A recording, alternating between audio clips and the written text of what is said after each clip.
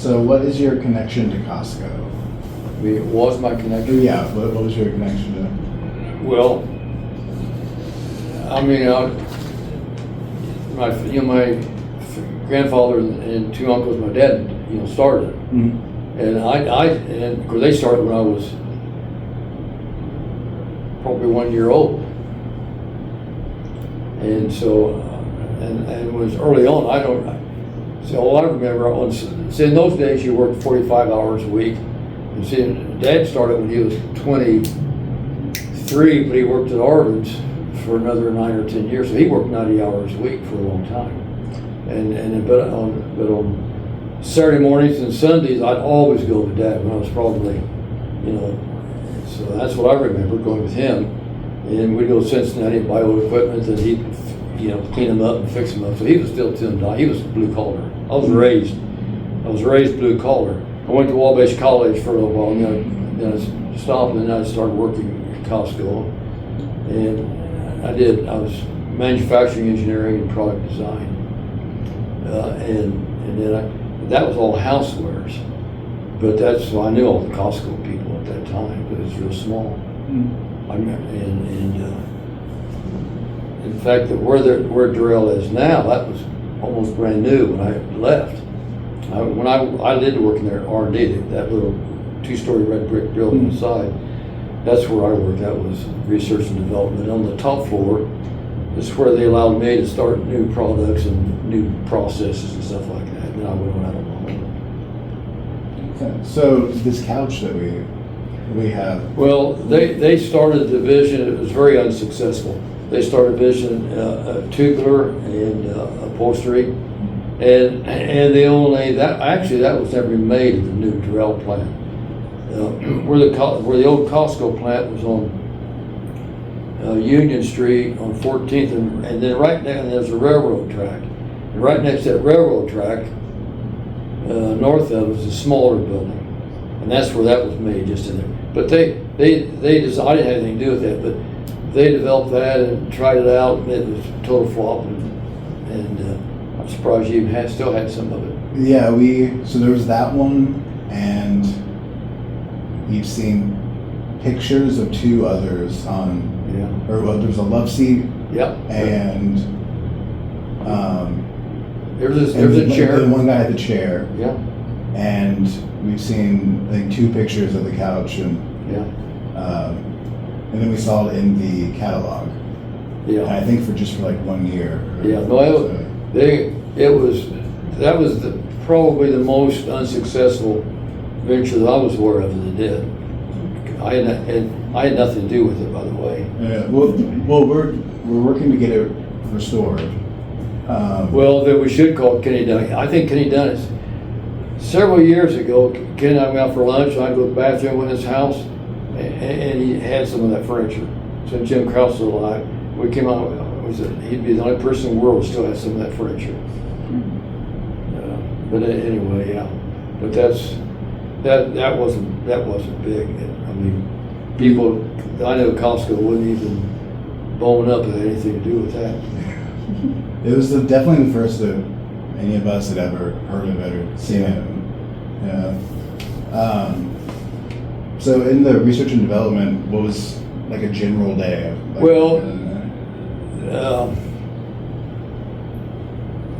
Early on, it was Earl Hamilton. He was the reason. He designed everything, and even though BF says it, pretty much his dad, he was the designer and tool and die maker. And then they hired a interior designer from University of Cincinnati. Actually, they had about 4 or 5 there. University of Cincinnati, you go for 5 years. You learn interior design, renderings, and then you work 6 months. And they were just like hands-on, and that fit the COSCO kind of. I mean, COSCO was non-Harvard kind of thing. Harvard's not going to people. So they had. I mean, I can tell you, Roger Schneeman, Dave Porter, and I worked with them. They were designers, and then in addition to that, they'd have a designer that would be responsible for the design, the appearance of it, but they always had an engineer. that would engineer it, and he'd have a drawing board, he'd draw everything, and that's what I did, the engineering of it. But I also did manufacturing too, process, because when you design a product, you figure out what the product is and materials, and then you figure out how they're going to be made, and then you work with tool and die people and make the tools. So you're in charge of that for about 6 months until production people take over. And in those days, Uncle Bill took care of production. Like he and his wife were the first full-time, employees. His wife really actually was, because he was a punch press operator at Harvard's. And but at any rate, that's pretty much what I did from the time I was about 20 years old until I was about 37.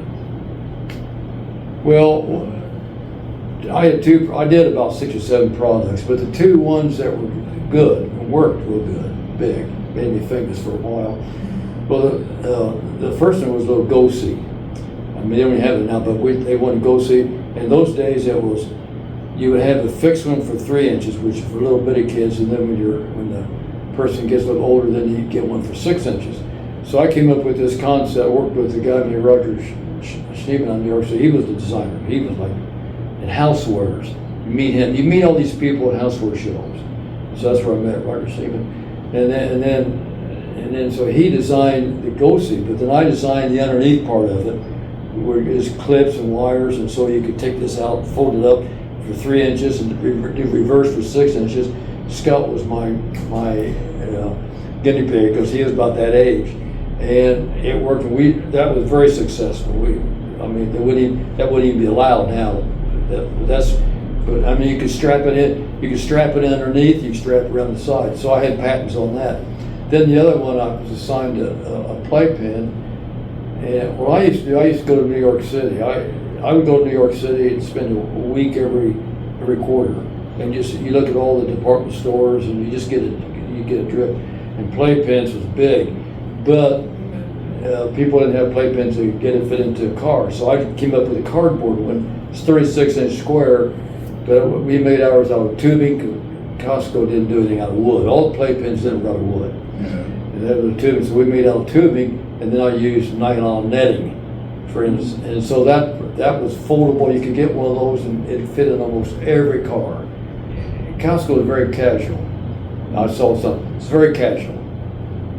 Everybody worked hard, but there was no hatefulness, and there was a very good camaraderie, and nobody got fired those days. You never ever lost your job, no matter what you did, and just worked together on it and so forth. And but my personal thing, which isn't about me, was more in manufacturing, to be honest with you, because you had the key. You had to come up with a product that had unique marginal differences. I mean, you had to be able to tell the sales, here's why you want to buy this product. I mean, because you're always going to have 6 or 7, there's going to be 20 manufacturers, but you're going to have 6 or 7 good ones.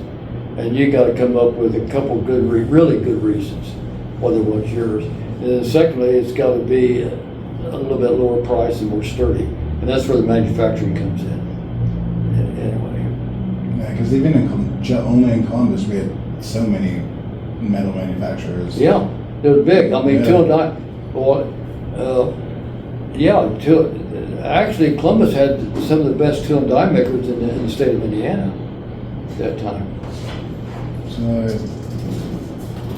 and it seemed like people feel like every time someone worked at COSCO, they say, "Oh, I worked there for 45 years." It seemed like you worked there for you made it your career. Yeah, that was common then. I mean, just like I went, where did I go to get the passes out of Tipton Lakes? And the lady there, she worked at COSCO, and for years. And then her mom worked there. And I said, did she work in the office or the factory? She worked in the factory. I said, she worked in the packing or the assembly or the punch press. And she looked at me and she said, are you part of that? I said, well, I'm a Hamilton. And actually, her mom worked there from the time she was 20 until she retired. I mean, that's common. It's not that common now. And no, when my grandkids don't listen to me, I mean, it's different. It's a different lifestyle then. Yeah, but I've seen that over and over again. Yeah, I worked there for 35 years, 40 years, 45 Yeah. years. Yeah, yeah, there was a lot of that. And the same with Arby's, and the same with Cummins, I mean, whatever. Yeah. Yeah, I hear all the time too. I worked at Arvin for Yeah. 30, 40 years. And Yeah. Well, my best friend, Fred Meyer, worked there. I mean, from the time he got out of school, we went to school together, Wabash together. He got a job at Arby's, and he retired there. You know, here that's common. It's not that common now, I think. I think today it's 2 or 3 years is the normal job or career even turnaround time. I think people work more hours then, but it was not stressful work. Well, because you have the good culture at work, so it, Very good. yeah. Yeah. Which did they offer any like programs for the employees and their families, like scholarships, or did you have clubs? Or I know like Arvin had like Fun Fest every summer. They did some of that. I wasn't at. I'm more see mine. I'm an introvert by nature, and I wasn't in marketing or or personnel. They put me in personnel, but that wasn't my thing, so I got out. So I was more in like my engineering. But the answer is yes. And I went through it, and then we had several people at COSCO did 5-year personal development program at Wabash, which is at that time $6,000 a year. And they paid for most of it, and the individual paid for some, plus you gave up your vacation time for it in the summertime. And Armin's did a lot of that too. What were some of the best known products while you were working there? At Costco? Yeah. Was it the high chairs and the Well, stools? I'm gonna say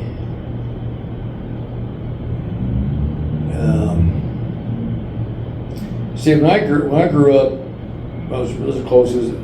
They started making like that stuff on the wall, and then World War II they quit all that, and then they just made products for the military. I mean, I think the #1 product at that time for World War II were cotton doctors.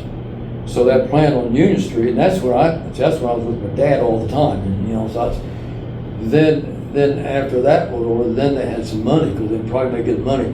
Then they started back in step stools and high chair. That, well, I'd say for when I was real young, that was their #1 product. Housewares is like folding step stools and high chairs and so forth. And well, like that picture of the housewares, that was probably, that's probably. But then they branched out. They had probably, I can't think of all their products they had. I mean, probably high chairs would have been their #1 seller. I think I saw somewhere, but there's those kinds of products, housewares. Yeah. And then because we have some video footage from like the 90s and 2000s where they got mostly into car seats and Car seats. See, I did that Go seat, and that was the beginning of that. Then they hired actually Roger Steeman was a designer for that full time, and then a Schwarzkopf engineer on that. Yeah, that became big. Yeah, but a lot of that happened after I left. Yeah, well, I left when I was 43. And even when I was there the last few years, I worked on, we were working on home furnishings accessories. And that didn't work out for them, so I took it and started my own business. So what exactly is that? Home furnishing accessory? We made lamps, okay. accent tables, and you would buy antiques like pre-Columbian antiques and African antiques and American antiques, and then you would make model of it, mold of it, and then you would be reproductions. So all of your animals out of polyester were reproductions and so forth. We had 4 lamps, and pretty much that's what it was. I mean, we'd be at home furnishing shows, but it wasn't couches and furniture, it was everything else. That was my thing. there weren't really probably any strikes or layoffs or labor disputes? Yes, well, that's a good question, and I don't know the dates of it. Mhm. Uncle Bill was the production guy. Uncle Clarence was sales.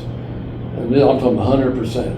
And my dad Earl was engineering and new products.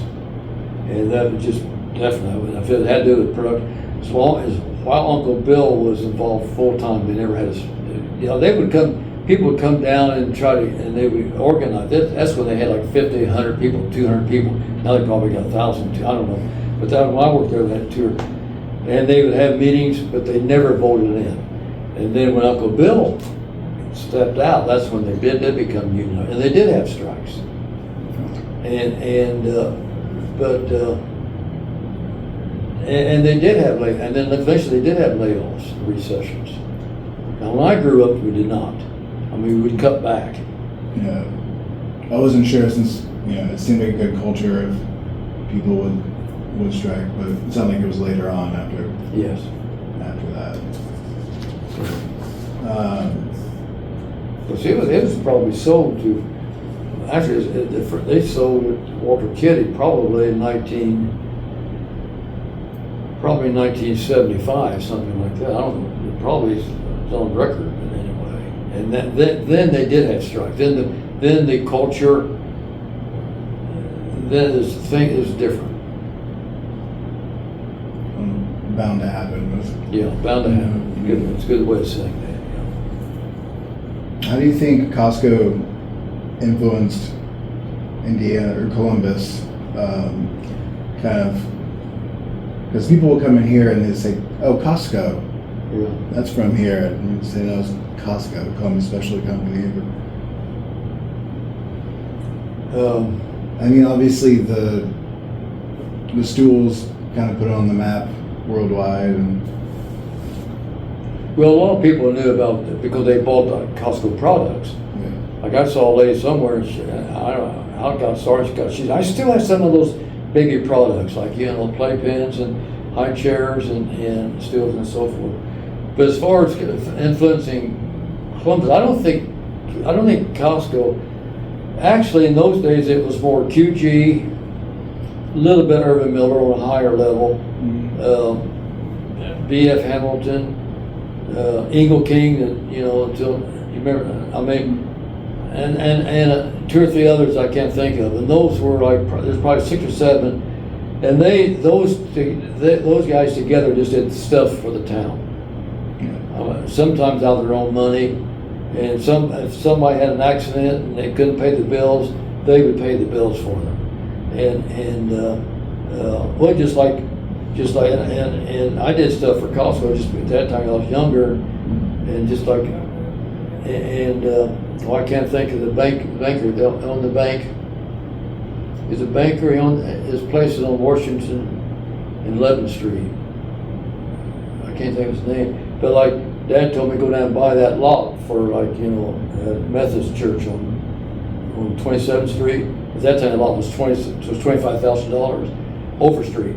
So his name was Overstreet. So I went in and I said, my dad wants to buy this lot. And he said, well, that's $25,000. And I said, yeah, he wants to buy it. He said, well, just tell your dad he's not going to have all the funds, so I'm going to chip in and buy half of it.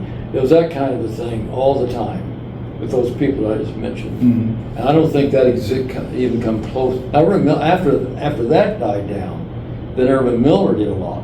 I do know that. On architecture and buildings and so forth. Yeah, and the commons. Yeah, but like the gymnasium, like the gym out on 25th Street, that was all built by just individuals. Do you still have any Costco products? I had one little. I got rid of 6 of them. I had one little stool. Yeah. That Hamilton Collections had. I had a guy, Henry Post, out of New York City, was a designer, and we worked together, bought antique stuff in New York City, legs and tops and put together, and he made more of that. And that we must have sold thousands and thousands of those things, and then I did hang on to several of those. And I did have some table lamps, 4 lamps, had lamps. But after a while, you move on, I guess. Even Armin's in those days never laid anybody off. near the COSCO.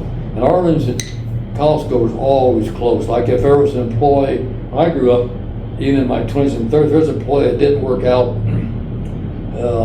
Well, actually, even I had a couple employees that just weren't suited for what I did, Hamilton Collections. And I called personnel at Costco, and I didn't even know, never even met the person. I says to Clarence, I used to work there. I said, oh yeah. I said, I got a guy here that he just doesn't, he's not versatile enough, he'd be perfect on one. And they said, oh, send him over. But Arlen's, they always had that. And I doubt that even exists now, I don't know. But there's always good camaraderie between Arlen's and Costco, even after, QG and BF passed on. That's great. I've never heard that before. Pardon? I knew that they were close, but Yeah. I never heard that they were kind of. They were very close, actually. And they would never steal. Like if a really good engineer, good accountant from Arlen's would go to Costco and interview, because sometimes they'd ask me to find out. They would never steal an employee from one or the other. They never did. But if somebody didn't work out there, and it was okay, then they would do some of that. See, I was curious about that because a lot of the products are very similar. Yeah. So The engineering would have been similar, and actually, even though the manufacturing would have been very the same. Well, during the war, what you would do, you would go. Like I said, we would catch trains. So I'm everywhere, but I was an introvert too, and I always went with him. Even when I was probably 8, 9, even when I was a teenager, I did. But so I would have been 9 or 10 or 11 during. You go to Washington D.C. and they have this gigantic auditorium. They have little card tables and they have parts up there, and then you pick up the part and you would bid on it. Of course, Dad would be. He knew the cost of the tools and he could price out the labor and material. So he would tell them right there, then and there, what the tooling cost would be, and then you had options. They would pay for it, half and half. But he was one of a few. That's what I was telling her. They could just wrap up the whole thing right there. So he got all the business he wanted. So I remember that. The soldiers, was it the soldiers that would go through and make bids Yeah.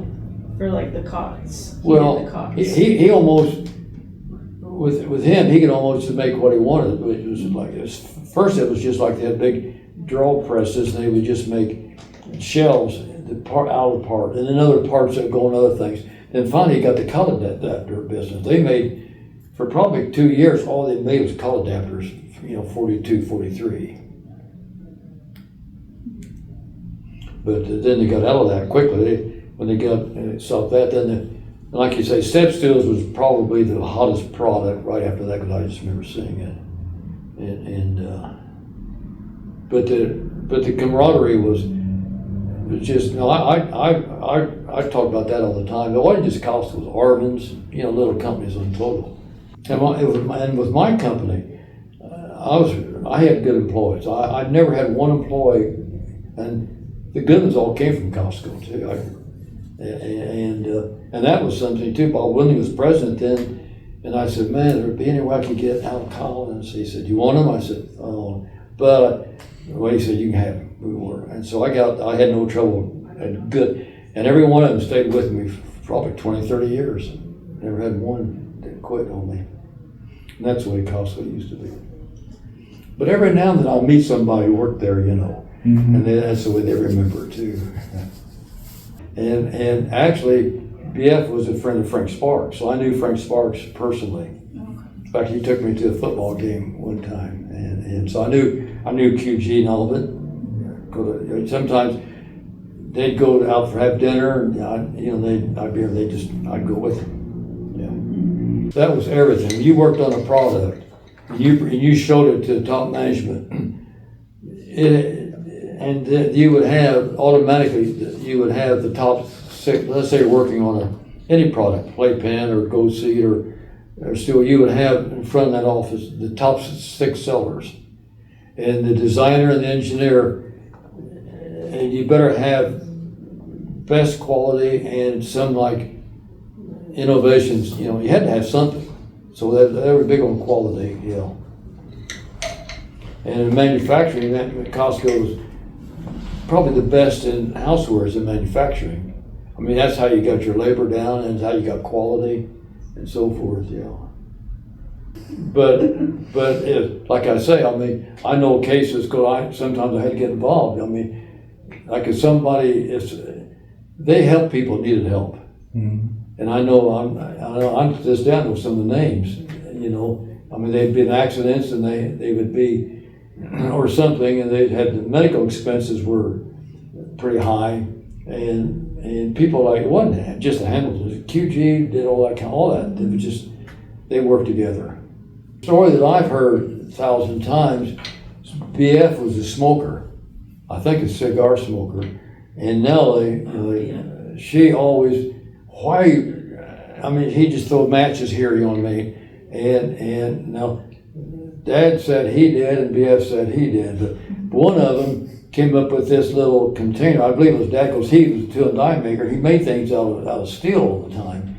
And so he just made a little thing, just, you know, you just put your matches here and your cigarettes here. So you light it on the side. You light it and then you put your match in that. And that's where the product got started. And then actually Aunt Mary, because she was the first production operator. That's on the third of Frank. I remember the third right up here. Yeah, I remember that building. Yeah. Yeah. But I wouldn't have been 4 or 5 years old. She was the first operator. Now Uncle Bill was a punch press operator at Arvin's, and he quit. He's the second. And the Dad did all the tools, but Dad kept on working for Arvin's for several years till he died. Starting COSCO at night. Yeah, that's what he did. And you went with him to the building on Cottage Avenue, right? When they had an office there. Yeah. That's where they were when you got older. He never had an office. He had a drawing up on top of that. Yeah. Take a picture of that to show it to Linda. His office is up on top, the drawing board, but he was still making tools and dies, and I go down with him. Yeah, that was long. Because he would have been in his late 20s when I was probably, 4, 5, 6